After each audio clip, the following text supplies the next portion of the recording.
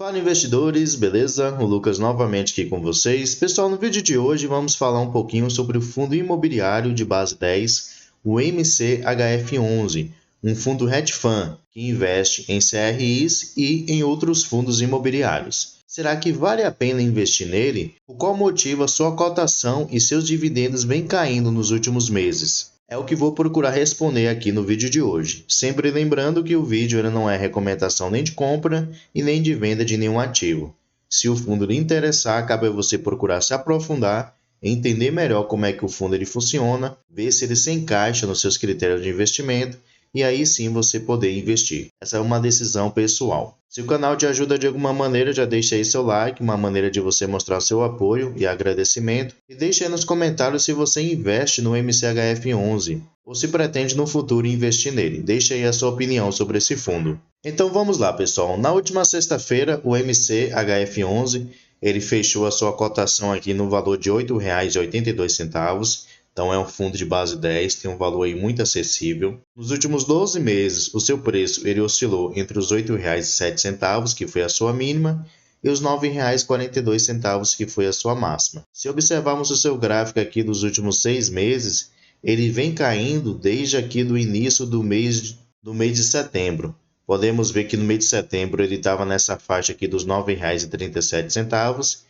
e de lá para cá ele vem caindo, fechando aí aos R$ 8,82. Uma desvalorização aí de aproximadamente quase 6% nesse período. Mas aqui em cima podemos ver que seu dividend yield está de 13,15%. E nos últimos 12 meses, por cada cota no acumulado, ele pagou R$ 1,16 por cada cota. Então, se há 12 meses atrás você tivesse comprado uma cota desse fundo, em dividendos por cada cota, você já teria recebido aí R$ 1,16. E tirando como referência os últimos 12 meses, ele está com uma pequena desvalorização aqui de 1% aproximadamente, o que praticamente está custando o mesmo valor de há 12 meses atrás. Descendo mais um pouquinho aqui, podemos ver que seu valor patrimonial por cota, o que poderíamos considerar como seu preço justo, é os R$ 9,48, mas como vimos lá em cima, está custando R$ 8,82. Então ele está custando no momento abaixo do que seria o seu preço justo. Se observarmos o seu indicador P sobre VP,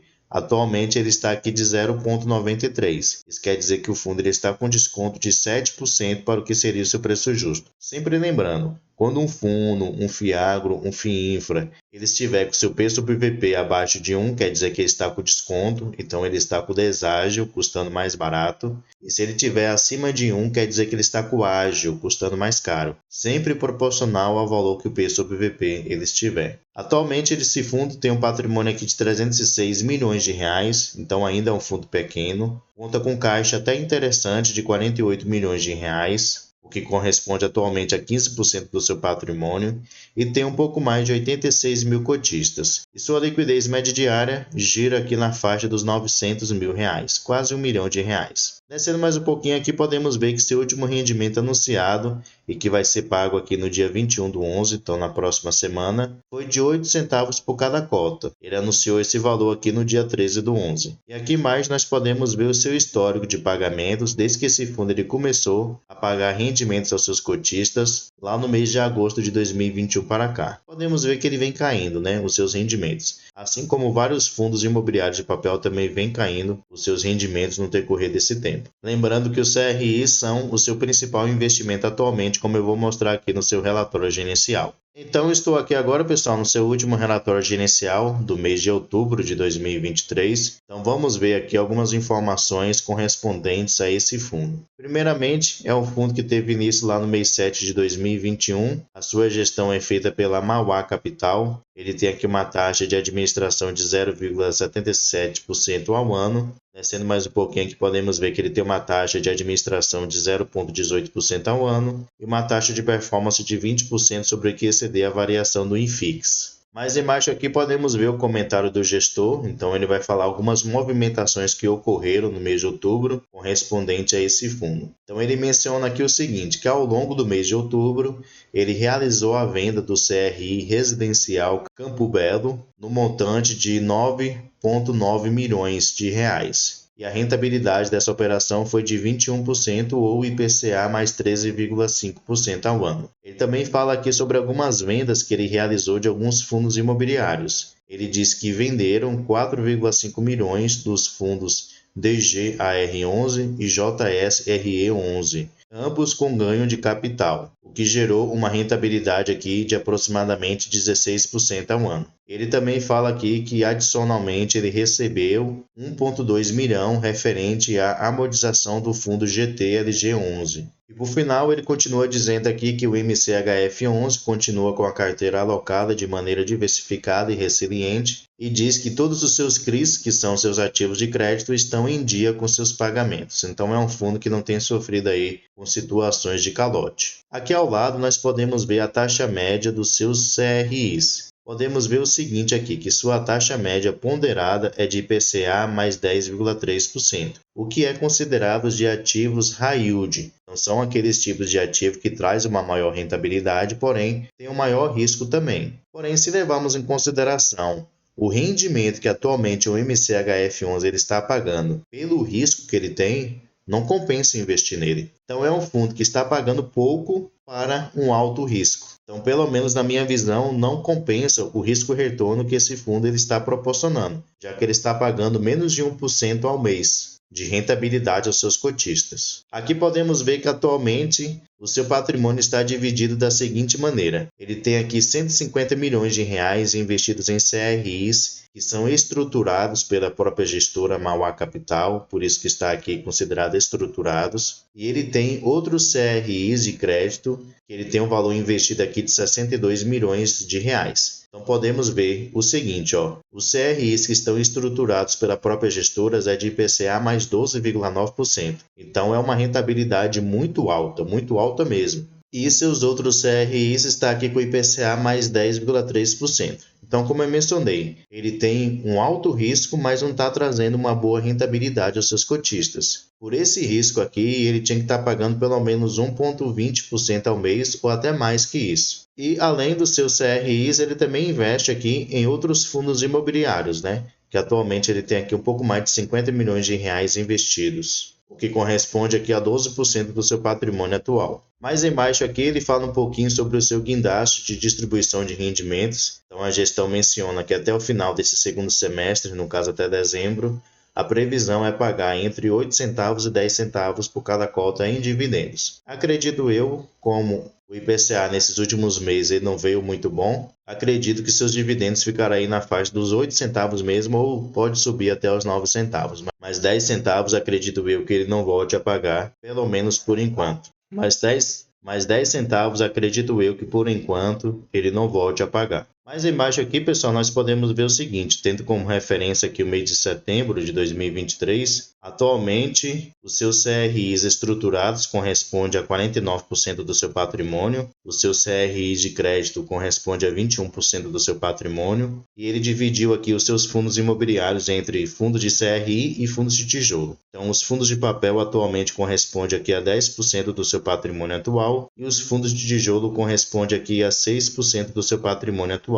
E o restante, 14%, está disponível aqui em caixa para futuros investimentos. Uma crítica que eu tenho que fazer para pelo menos a gestão Mauá com respeito a esse fundo MCHF11 foi que eles foram muito passivos durante muito tempo. Se você observar, pelo menos nos relatórios gerenciais passados, de aproximadamente 10, 12 meses atrás, quando muitos fundos de tijolo estavam ali com baita desconto, a gestão não aproveitou a oportunidade para comprar fundos imobiliários baratos naquela época. Então eles assim deixaram passar várias boas oportunidades que eles tiveram no decorrer desse tempo. Então, pelo menos na minha visão, eles deveriam ter aproveitado muito as oportunidades que tiveram naquela época. Tinha muitos fundos imobiliários bons, considerados bons, com desconto ali de 15%, 10% para o que era o seu preço justo. E a gestão, infelizmente, ficou totalmente passiva, de braços cruzados, sem fazer nada, sem aproveitar essas oportunidades que ocorreram. Aqui no seu demonstrativo de resultados,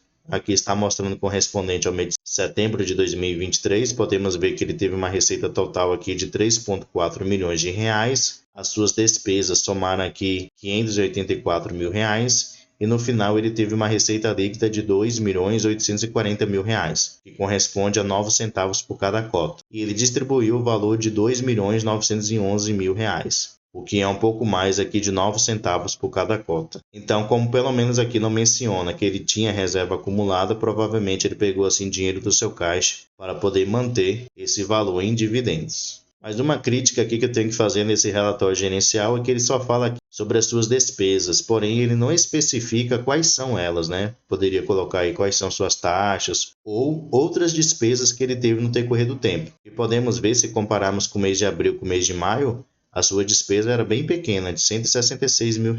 Por qual motivo foi que aumentou dessa maneira aqui? Infelizmente, no relatório gerencial não fala qual é o motivo. Aqui vocês podem conferir os fundos que atualmente o MCHF11 ele tem em posição. Podemos ver que sua maior posição atualmente está no fundo VRTA11.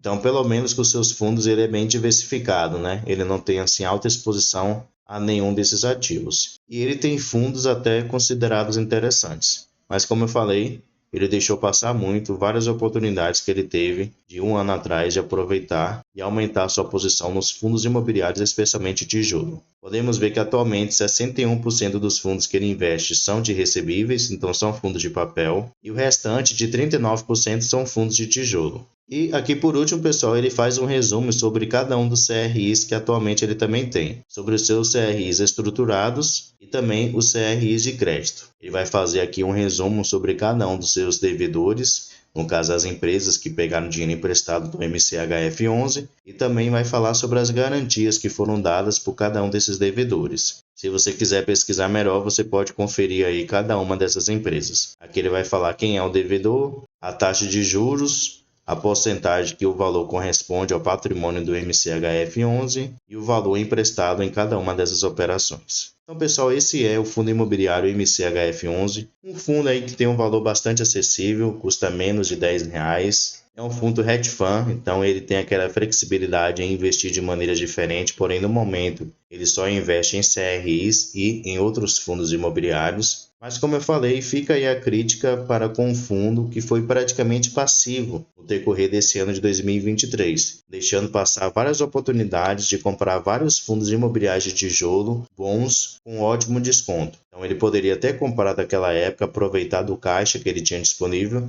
para poder fazer algumas compras e hoje está assim realizando lucro para os seus cotistas, aumentando seus dividendos e sendo negociado talvez até num preço melhor. E como eu mencionei, pelas suas taxas, ele é considerado um fundo high yield, aquele tipo de fundo que traz uma maior rentabilidade, porém também tem um maior risco. Mas pelo valor que ele está pagando atualmente, menos de 1% ao mês, não compensa. Para você investir em um fundo considerado high yield, a sua rentabilidade tem que compensar. Então o seu risco tem que ser compensado pela sua rentabilidade. Não adianta você arriscar muito para ter uma rentabilidade pequena, que é o caso do MCHF11. Tem outros fundos high yields aí pagando muito melhor do que o MCHF11. Mas deixe aí nos comentários a sua opinião sobre esse fundo. Você acha que vale a pena ou não investir nele? Deixe aí nos comentários. Pessoal, muito obrigado pela sua atenção e até o próximo vídeo.